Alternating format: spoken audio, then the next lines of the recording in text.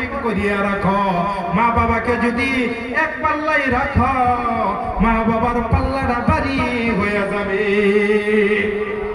এই যুবককে জিজ্ঞাসা করলাম, যুবক কেন কান্না করতেছে?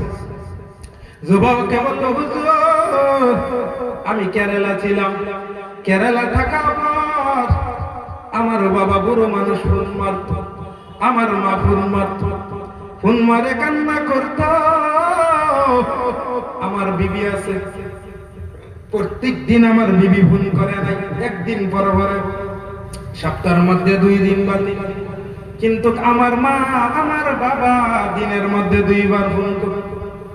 ও মুফতি সাহেব, আমি যখন কেরালা থেকে আসলাম, আসে দেখি ঘরের দরজা বন্ধ।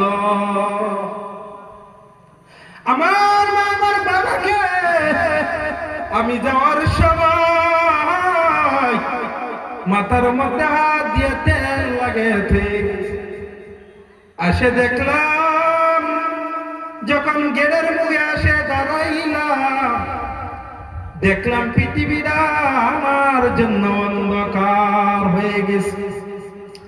আমার মা কয়ে ডাক দিলাম, আমার আদরের বাবার আওয়াজ দোকানে আসে নাই। আমার মা পর্দার আওরাত দিকে ডাক দিয়া বলে, বাবা তোমার ওই বুড়ো বাপ কবরে চলিয়ে গেছে।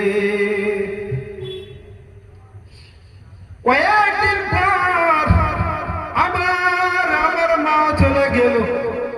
হুজুর আমি এতিম হয়ে গেছি।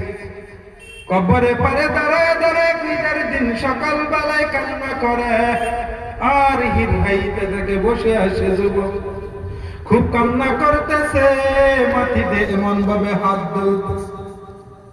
এরে যুবক আল্লাহর গোলাম, সেই যুবককে আমি জিজ্ঞাসা করলাম, এখন কি করা, তুমি দোয়া করো।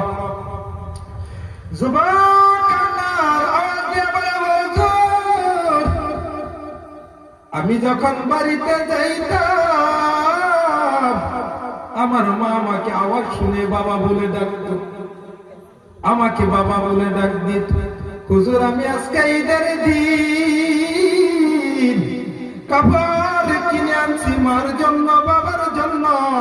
আমার বাবা মা ঘরে না, মা বাবার ঘরের মধ্যে যায়, হুজুর আমি চোখের দিকে তাকায়া কান্না করতে